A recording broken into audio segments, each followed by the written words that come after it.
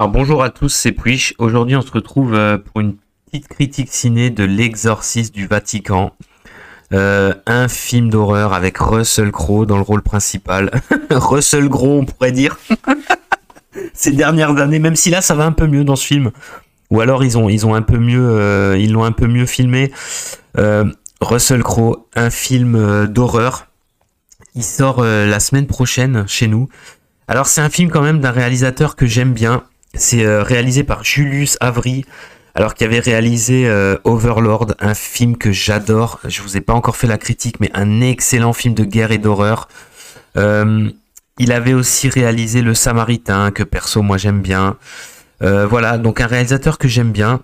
Et là, de nouveau, il fait le taf. Hein. C'est un bon réalisateur de grosse série B, on va dire. Là, L'Exorciste du Vatican, écoutez, qu'est-ce que c'est ? C'est un film qui met en vedette le père Gabriel Amorth. Alors apparemment, vu comme c'est noté dans le film, je me suis pas renseigné plus que ça. Hein. Donc c'était l'exorciste en chef du Vatican. Donc un personnage qui a réellement, un prêtre qui a réellement existé. Le film joue un petit peu comme ça avec justement la figure historique de ce personnage, historique entre guillemets, hein, de ce personnage pour le mettre dans une histoire d'exorcisme vraiment sympathique en fait. Globalement, le film est vraiment cool. Il dure 1h45. Il sort donc la semaine prochaine chez nous. Et donc, le père Gabriel, l'exorciste en chef du Vatican, va se retrouver en Espagne pour dans une. Alors c'est une chapelle, je crois, qui est en train d'être rénovée, où il y a en fait, c'est des Américaines, une Américaine qui était mariée avec. Je sais pas comment, c'est pas très bien expliqué dans le film. Son mari est mort et donc elle hérite de cette chapelle. Elle veut la restaurer pour pouvoir la vendre. Hein. Et donc elle vient en Espagne avec ses deux enfants. Donc sa jeune fille qui est une ado en pleine révolte comme d'habitude et son petit garçon. Et en fait, dès le début, il va se passer des choses très étranges dans cette abbaye. En fait, il y a un lourd secret et un démon enfoui. Il va prendre possession du gamin. Là, le père, évidemment, Gabriel, va débouler avec sa petite Vespa.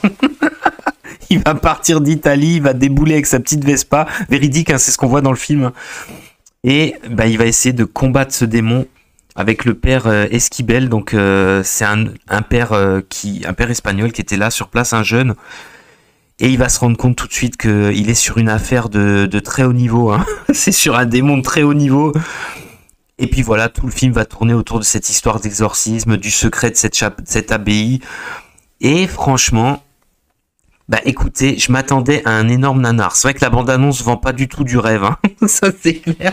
La bande-annonce, tu te dis, oula, ça va être une bonne grosse bouse. Et bien en fait, étonnamment, j'ai bien apprécié le film. Franchement, il était sympa. Alors, on n'est pas vraiment sur du film à la Conjuring et tout ça. C'est plus sur du film d'exorcisme classique. Il y a pas de gros screamers. Il y a pas trop. Faut avouer, c'est vrai qu'il y a pas trop de mise en tension à mort comme on peut voir dans Conjuring, comme on peut voir dans les Insidious. C'est plus du film d'exorcisme à l'ancienne, mais vraiment bien réalisé. Globalement, les décors sont très jolis. On aura la chapelle, on aura les grottes en dessous, c'est vraiment pas mal. On aura aussi pas mal de décors au Vatican, en Italie, à Rome. C'est vrai que le film, de ce côté-là, il est bien. Il est aussi bien réalisé, même si sur la fin, on aura quelques effets spéciaux un petit peu foireux, hein, notamment, sans spoiler, hein, mais notamment, la toute fin de l'exorcisme avec le démon en lui-même, c'est un petit peu foireux. Ça fait vraiment effets spéciaux un peu de seconde zone, mais en dehors de ça, globalement, c'est très bon. Le film est vraiment bien. On suit les différentes phases de possession et d'exorcisme sans déplaisir. Le film est très rythmé. Globalement, il n'y a pas de temps mort. À partir du moment où Russell Crowe débarque en Espagne, ça va aller crescendo, des possessions de plus en plus abusées, tout ce qu'on peut voir dans les films d'exorcisme. Hein. C'est très bien mis en scène. La famille, ils vont péter un câble, les pauvres. Ils vont être poussés dans leur retranchement, ils vont leur arriver des trucs de dingue, personnages qui grimpent au plafond. Alors après, c'est du très classique. Hein. crucifix qui se retourne, personnage qui grimpe au plafond, possession, les automutilations, enfin tout ce genre de trucs, vision cauchemardesque. Mais c'est bien filmé, c'est vraiment stylé en fait. Russell Crowe, étonnamment ça aussi. Je m'attendais à un énorme nanar. Russell Crowe dans le rôle, il est à fond. J'aime bien tous les passages où il parle italien. Limite, ils auraient dû faire tout le film en italien. Il est à fond dans le rôle. Il est pas nanar. Au contraire, après Russell Crowe, ça reste pour moi un immense acteur. Il a toujours cette espèce de gouaille comme ça. Ça fait vraiment plaisir. C'est vrai que le film, vous l'enlevez du film, du coup, ce serait pas pareil. Hein. Ça faut dire ce qui est. C'est quand même un putain d'acteur. Là, il est à fond dans le rôle. Il est vraiment bien. Il a l'air de s'amuser. Globalement, bon, il cabotine un petit peu. Après, il y a des passages obligés. Hein. Franchement, dans ce genre de film, il y a toujours les passages où avec la croix brandie, avec les plans à la con. Il y a toujours des plans. Moi, je trouve il y a toujours des plans à la con comme ça où ils gueulent leurs incantations et tout le bordel. Bon, soit.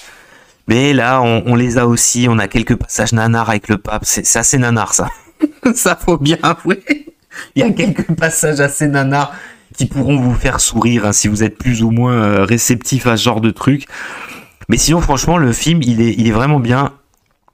Il est très très distrayant. Moi, j'ai bien aimé. Je trouve que globalement, il met super bien en scène le gamin qui est possédé.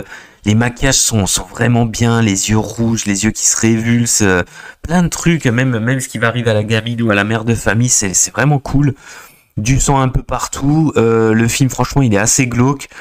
Même si il vous fera pas grimper au rideau, quoi. Il fait pas méga peur. Mais classique, mais efficace. Une bonne petite relecture d'un prêtre exorciste comme ça. Et puis j'aime bien le mélange. Il y aura tout un rapport comme ça. Je veux pas spoiler. Hein. Il y aura tout un rapport avec l'Inquisition espagnole et tout. J'aime bien le mélange comme ça d'un personnage qui a vraiment existé, de peut-être des affaires, parce qu'on aura à chaque fois les dates, et ça c'est vraiment pas mal. Ça se passe d'ailleurs, j'ai oublié de le préciser, ça se passe dans les années 80, fin 80, en 87, hein, été 87. Moi j'aime bien ce mélange comme ça, même si c'est de la pure fiction évidemment, hein. Enfin espérons-le. Vu ce qui nous est présenté, espérons-le. J'aime bien ce mélange comme ça entre la pure fiction et puis les choses qu'on mélange comme ça, ce qui s'est passé. Moi j'aime bien, ou avec l'histoire comme ça. Un film étonnamment réussi que je vous conseillerais si vous aimez bien ce genre de film. Franchement il est cool. Et puis voilà, et je vous dis à plus pour de prochaines critiques.